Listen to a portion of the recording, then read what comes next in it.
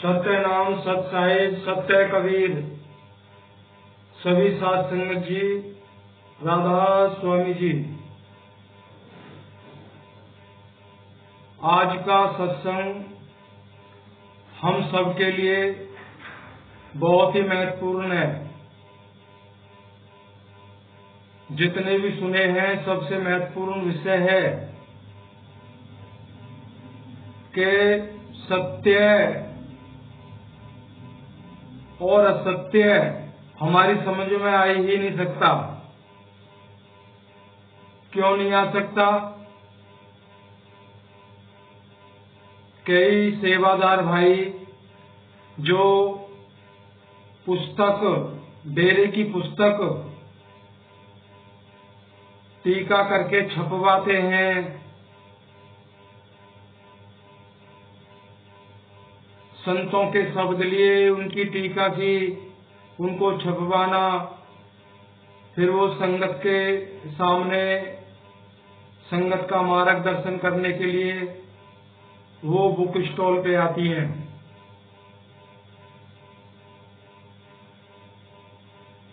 अब ऐसे ही एक पुस्तक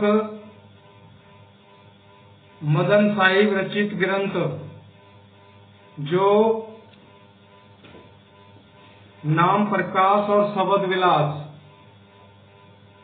इसका फर्स्ट एडिशन जो है, पहला संस्करण 2017 में छपा।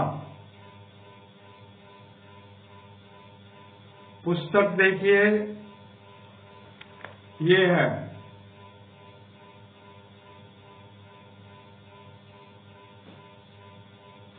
और इस पे आपको दिखा दें, इसका फर्स्ट एडिशन जो है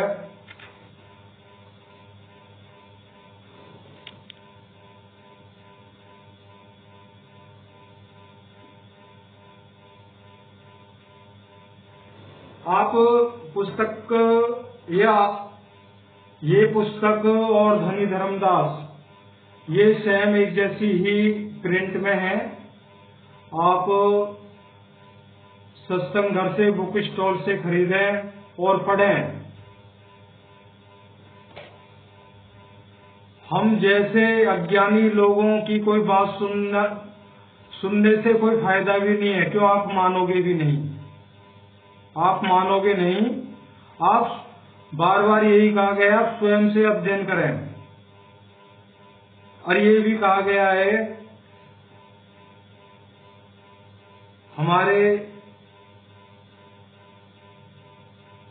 परम पूज्य गुरुदेव बाबा जी बड़े ही सुंदर लफ्जों में कह देते हैं, जो गुरु के पास था वो सब कुछ दिया,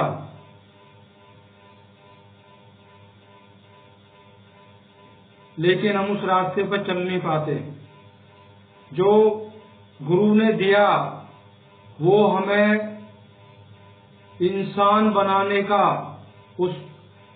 इससे सुनहरा अवसर हमको नहीं मिला, लेकिन हम इंसान नहीं बन पा रहे।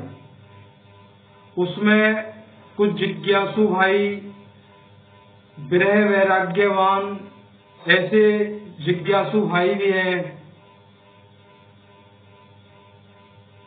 जो पुस्तकों के अंदर, सत्संग की पुस्तकों के अंदर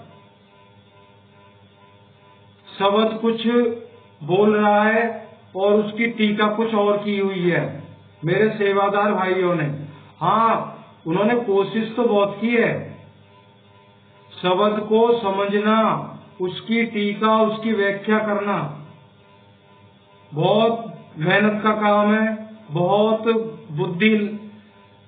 बुद्धि का काम है। पर ऐसी भी टीका मत करिए कि मुक्ति के रास्ते पर चलने वाले जिज्ञासु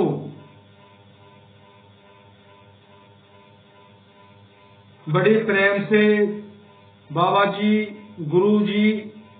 गुरु से बड़ा प्रेम करते हुए वो चल रहे हैं, लेकिन जैसा ही कोई तथ्य सामने आया, और पुस्तक जब है जब पुस्तकें आती हैं, खरीदी जाती हैं तो पढ़ते हैं ना, घर में रखने के लिए तो लेके आते नहीं है।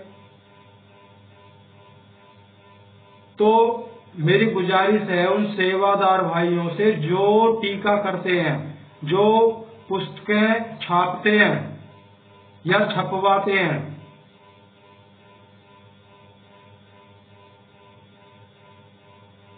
बाबा जी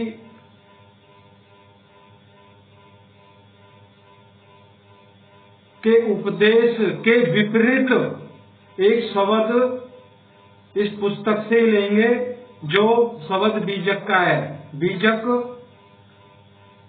सतगुरु कबीर साहिब का मूल ग्रंथ है, उसका नाम बीजक है। अगर किसी को नहीं पता बीजक होता क्या है, सतगुरु कबीर साहिब का मूल ग्रंथ जो है बीजक। बीजक वित्त बतावे जो वित्त गुप्ता हो। बीजक उस धन का पता बताता है जो गुप्त है। ऐसे शब्द बता मैं जीव को, बूझे बिरला कोर। तो बीजक का ही शब्द है। और इस पुस्तक के अंदर भी, मदन साहिब की जो पुस्तक है, इसमें भी वही शब्द लिया गया है और बीजक में भी वही शब्द है। अब देखना है कि दोनों की जो टीका है, जो उसका अर्थ है, क्या वो कितना अलग है। इतना अलग है कि बाबा जी के उपदेश को ग्रहण करता हुआ कोई जिज्ञासु हंस वो बढ़ रहा है तो उसको रुकावट पैदा हो जाएगी। अगर उस शब्द की टीका को वो भाई जानता है तो देखो, सत्संग कर्ता की छवि पे आधारित होता है। संगत का जो चरित्र है वो सत्संग कर्ता की छवि पे पूरा डिपेंड करता है। अगर सत्संग कर्ता में कुछ कमी दिखेगी तो संगत उसको कैच करने में देर नहीं लगाएगी। 99 गुणों को नहीं देखेगी, एक अवगुण को देख लेगी। इसलिए हाथ जोड़ के उन सेवादार भाइयों से मेरी विनती है कि जो पुस्तक डेरे में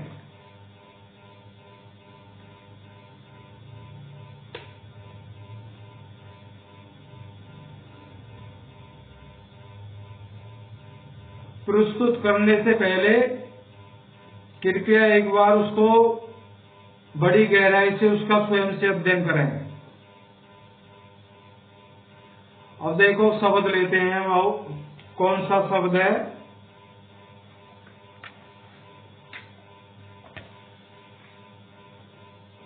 यही पुस्तक है, 32 नंबर पेज 32। बीजक शब्द लिखा हुआ है। शब्द क्या है? हरि ठग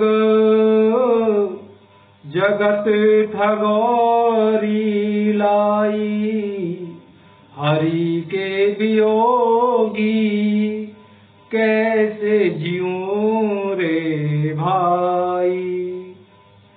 हरि ठग जगत ठगोरी लाई, हरि के वियोगी कैसे जीऊं रे भाई। केवल इसी शब्द को लेंगे, आगे शब्द को पूरा कर देते हैं। हरि ठग जगत ठगोरी लाई, हरि के वियोगी कैसे जीऊं रे भाई। को का को पुरुष कौन का की नारी, अकथ कथायम दृष्टि पसारी। को का को पुत्र कौन का को बाप, कोरे मरे को करे संताप। ठग ठग मूल सवन को लीना, राम ठगोरी काउन चीना। कहे कबीर ठग से मन माना, गई ठगोरी जब ठग पहचाना। ये शब्द है जी। अब हमारे राधा स्वामी सत्संग के सेवादारों ने इसकी क्या टीका की है, पहले वो पढ़ते हैं। ठगों के पास ठगमूरी बूटी होती है। ठगमूरी बूटी का मतलब जो ठग होते हैं वो कुछ ऐसी बूटी सुंघा देते हैं जिसको ठगना है वो अचेत हो जाता है कुछ समय के लिए और उसको ठग के अपना 9-2-11 कहते हैं। उन ठगों के पास ठगमूरी बूटी होती है, वे उसको सुंघाकर राहगीरों को बेहोश करके ठग लेते हैं। आप कहते हैं कि परमात्मा ने, अब देखो यहाँ अहम विषय है, इन्होंने क्या लिखा है। आप कहते हैं कि परमात्मा ने संसार के सब लोगों को माया की बूटी सुंघाकर बेहोश किया हुआ है।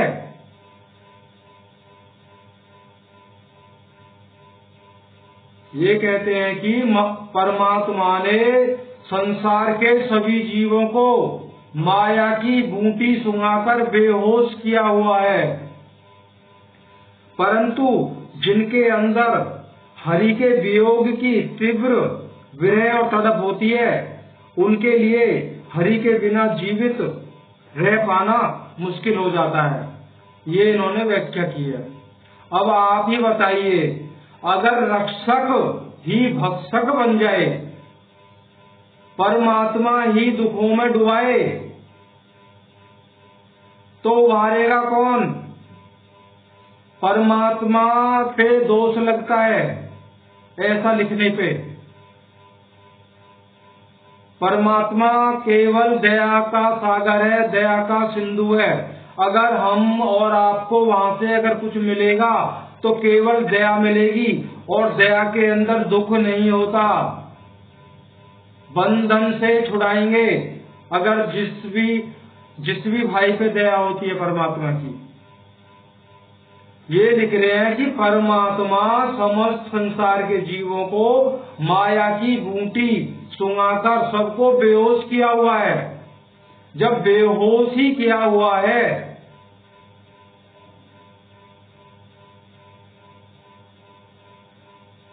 तो बचा कौन रहा है? परमात्मा ने तो बेहोश कर दिया सबको, बचा कौन रहा है? जब बेहोशी में कौन चेतेगा? चिताने वाला कौन है?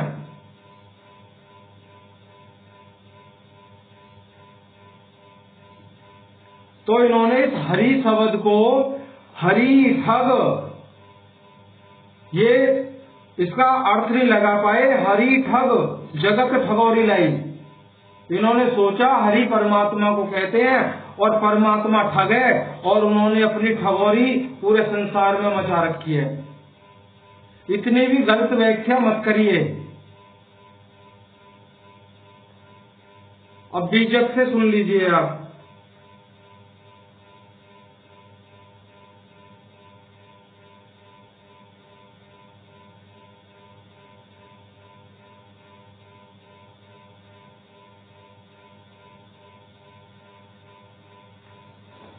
बीजक का शब्द है हरि ठग, ठगत ठगोरी लाई। अब इसके देखिए, इसका जो शब्द का जो टाइटल हेडिंग जो साहिब ने लिखी है, इस शब्द का मतलब क्या है? कह रहे पौ माया तथा धार्मिक गुरुआ लोगों का जाल। पौ माया अविद्या माया, जिसमें सत्य का साक्षात्कार किसी को हो ही नहीं सकता बगैर सतगुरु के, और गुरु लोगों का जाल। कह रहे सतगुरु कबीर साहिब ने इस शब्द में ज्ञान को हरने वाले। अब देखना, हमारे राधा स्वामी सेवादारों ने क्या लिख दिया? हरि ठग को क्या बना दिया? परमात्मा ठग। अब इसकी शुद्ध व्याख्या सुनिए। सतगुरु कबीर साहिब बीजक में क्या लिखते हैं?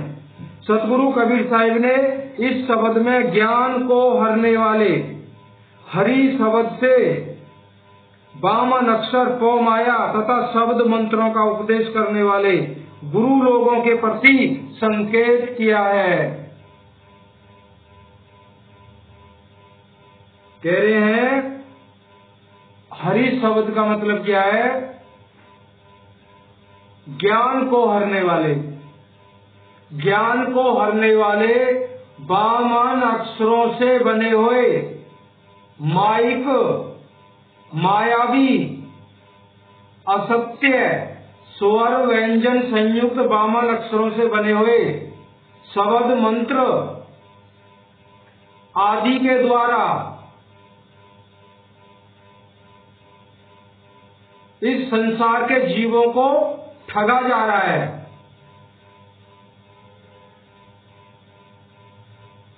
कौन ठग रहे हैं? वर्णन तो किया है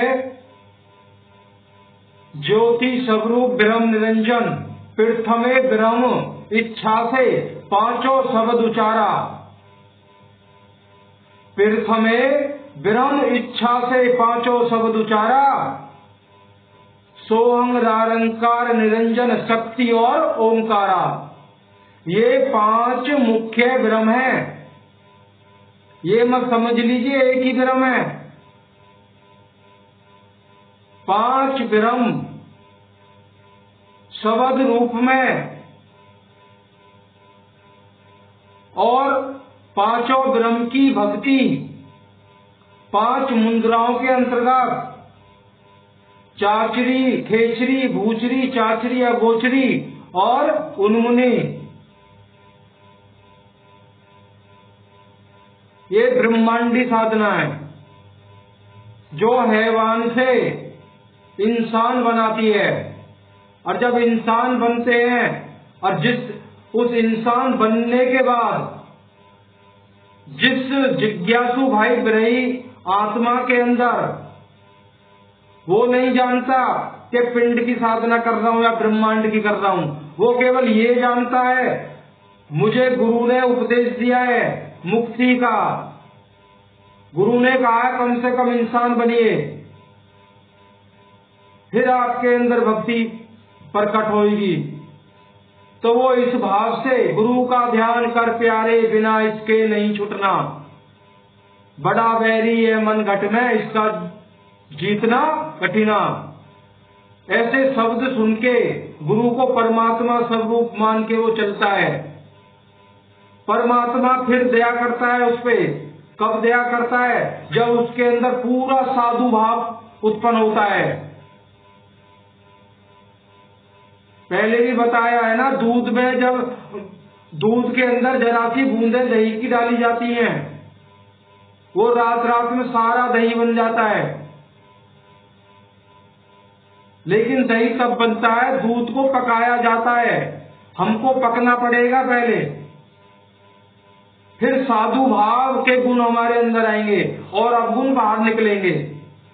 तो वो परमात्मा रूपी बीछन खट्टा लस्सी की कुछ बूंदें दया के रूप में हमारे घट में जाएंगी। चलते चलते उस परमात्मा की दया को पाकर तो स्वयं परमात्मा के ही रूप में आ जाएंगे। तो गुरु तो मार्गदर्शक है, आपको उजाला दिखाया है, इधर उजाला है इधर अंधेरा है, आप उजाले की तरफ चलिए। आप चलते किस भाव से हैं ये हम पे डिपेंड करता है। गुरु के पास जो था वो दे दिया, तो विषय ये है कि व्याख्या अर्थ उसका भाव जरा शुद्ध तरीका से कीजिए। अभी आगे सुनिए, कह रहे हैं यहाँ पे हरि ठग ब्रह्म निरंजन को संबोधित किया है कबीर साहब ने, परमात्मा को नहीं, परमात्मा को नहीं, उस हरि ब्रह्म ने, ब्रह्म निरंजन ने, ज्योति स्वरूप काल भगवान ने माया की बूटी शब्द मंत्र आदि वामन अक्षरों से बने हुए जितने भी ब्रह्मांडी साधना है, इसके द्वारा, इस बूटी के द्वारा समस्त जीवों को सुलाया हुआ है बेहोश करके। किसने? ब्रह्म निरंजन काल भगवान ने। अतः वामन अक्षर तथा उनसे बने हुए स्वर व्यंजन संयुक्त यावत जितने भी शब्द मंत्र हैं वे सब पौ माया है। अब यहाँ साहब ने बोल दिया है ना, वामन अक्षर स्वर व्यंजन संयुक्त पौ माया के द्वारा जितने भी यावत शब्द मंत्र बने हैं वो सब पौ माया है। पौ माया असत्य है, झूठे, बीच में छोड़ने वाले और उनसे अपना अन्य जीवों का उद्धार, कल्याण, मुक्ति मानने वाले आत्मज्ञान से विहीन उपदेशक भ्रमिक अज्ञानी गुरु लोग हैं।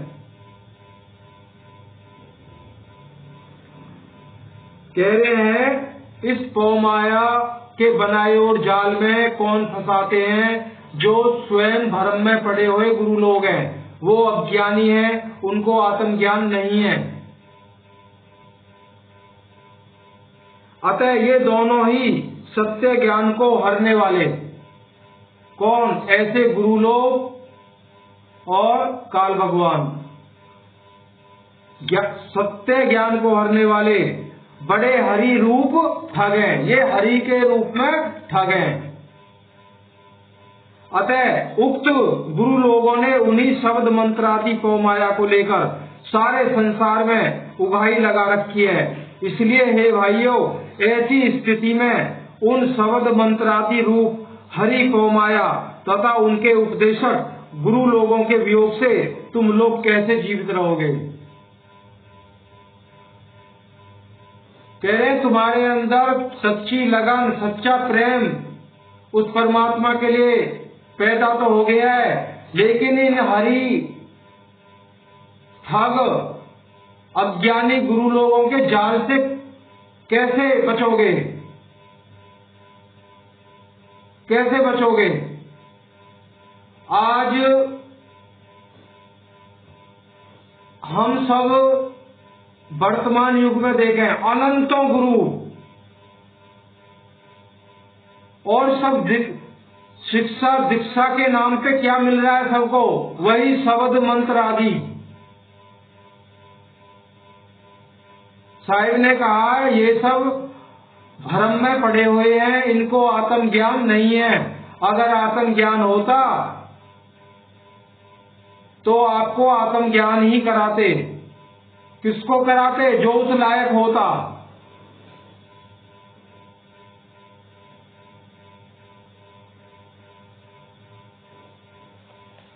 तो इस शब्द की ये व्याख्या है।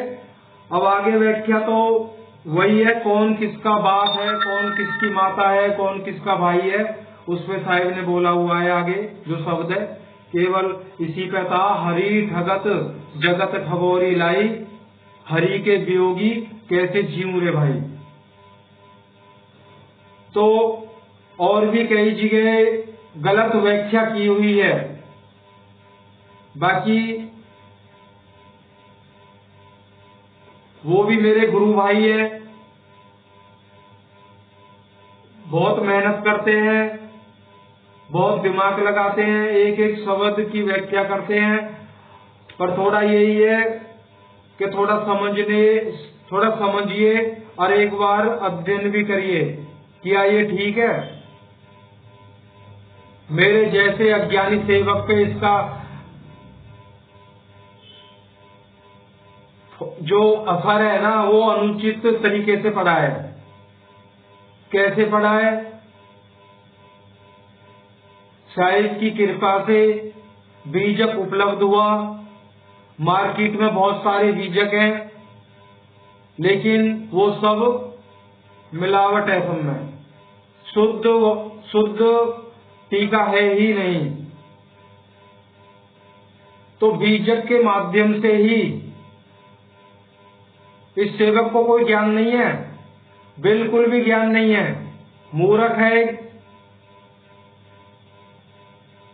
साहिब की कृपा से बीजक मिला, उस बीजक में जो सत्य छुपा हुआ है उसको मालिक ने थोड़ा कृपा करके समझाया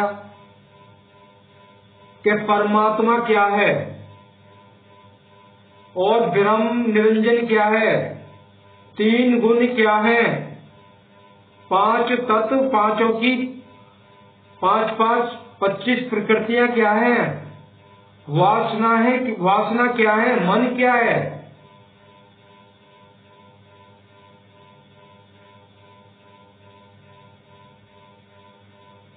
देखो, तभी साहिब बार बार कहते हैं विचार करिए।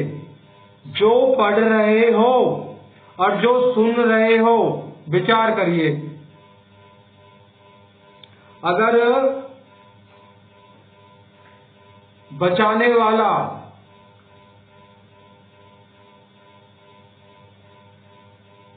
और साहिब ने एक जगह और बताया है कि अगर राजा ही अत्याचारी हो तो बचाव की गुहार किससे लगाई जाए? बात पे थोड़ा ध्यान दीजिए। अगर राजा ही अत्याचारी हो, जुल्म ढाता हो प्रजा के ऊपर, तो प्रजा गुहार किससे लगाए अपनी सुरक्षा के लिए? तो उसकी प्रजा तो दुखी होगी ना। इसीलिए कहा है, गीता में भी कहा है, परमात्मा कुछ नहीं करता। अर्जुन ने कहा सब लोग क्यों कहते हैं सब कुछ परमात्मा करता है? कृष्ण भगवान ने कहा है वो लोग मूढ़ हैं, मूर्ख हैं।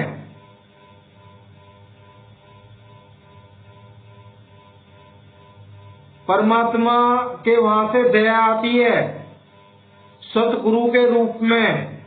वो तब आती है तब उस परमात्मा के कुछ गुण हमारे अंदर समाहित होते हैं। वो कब होते हैं? जब छल, कपट, राग, द्वेष, ईर्ष्या, दुनिया भर के काम, क्रोध, लोभ, मोह, अहंकार, इन सबको त्यागना होता है। इनको जब त्याग दोगे तो सतमार्ग आपका स्वयं खुलेगा।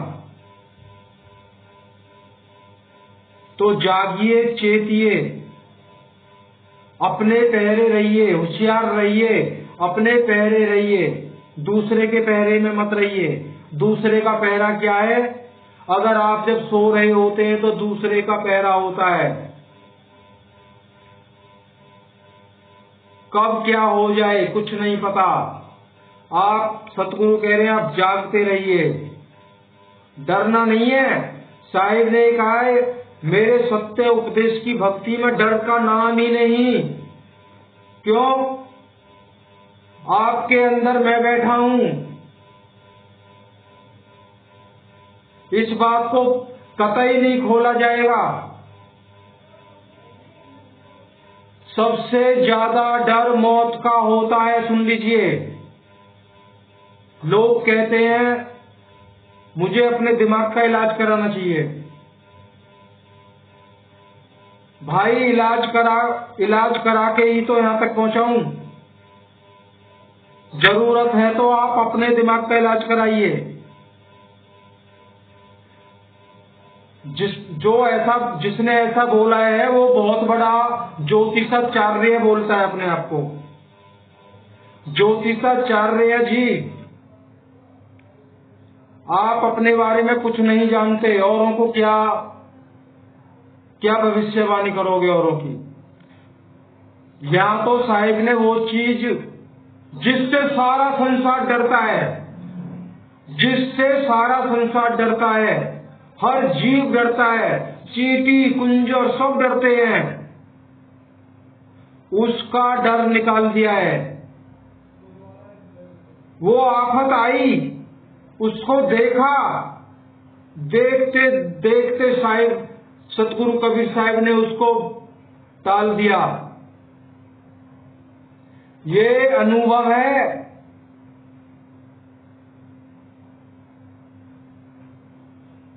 साहिब के शब्दों में हर सत्संग में यही बोला जा रहा है।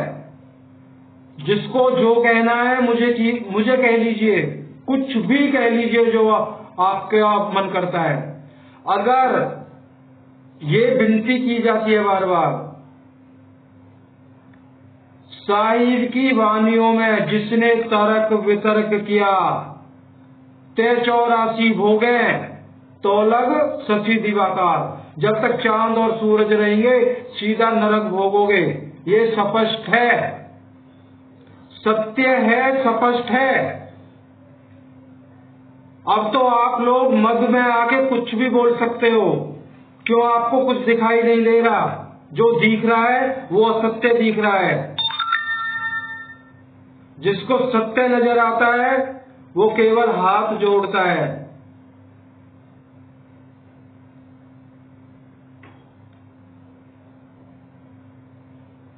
साधु मेरे सब बड़े अपनी अपनी ठौर, और शब्द विवेकी पार की सो माथे के मोर। इस सतगुरु कबीर साहब की वाणी है। मेरे भाइयों, तो सतगुरु कबीर साहब के सिद्धांत के अंदर ही हम रहते हैं, उससे बाहर नहीं जाना। अगर उससे बाहर गए तो दंड भी मिलेगा। बड़े सोच समझ के बोलना पड़ता है। केवल सतगुरु साहिब सिद्धांत के दायरे के अंदर ही हो जो भी बातें हैं। इसलिए सब प्यार से सुने, सुनने वालों का भला, नहीं सुनने वालों का भला। कृपया तर्क वितर्क से बचिए। आप हर जगह बचिए इस चीज से।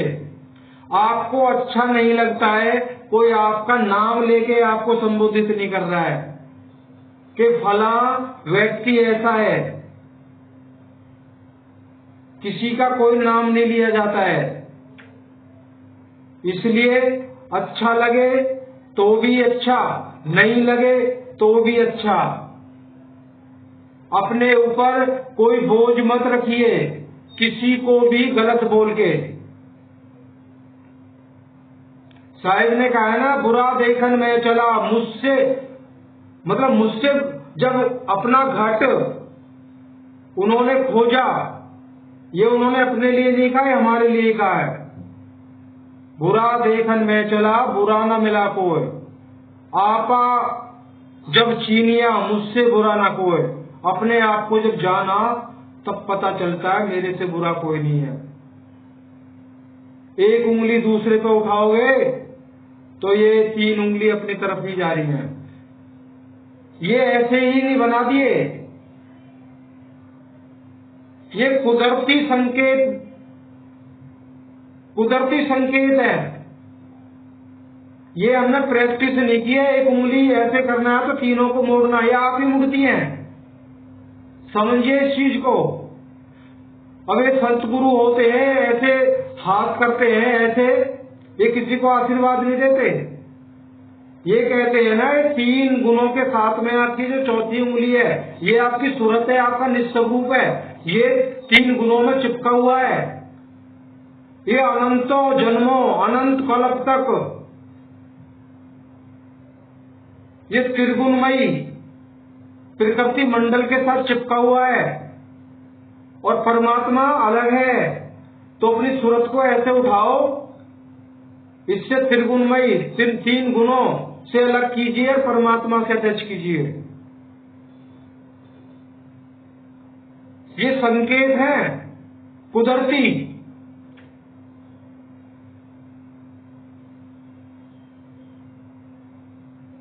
लगता है आप विचार करेंगे, जो भी भक्ति कर रहे हैं उसको विचार करिए। ये मनुष्य तन है, छूट जाएगा, दोबारा मिलने वाला नहीं है। ये सतगुरु कबीर साहब ने बोला है। तो वाणी को विराम देते हैं।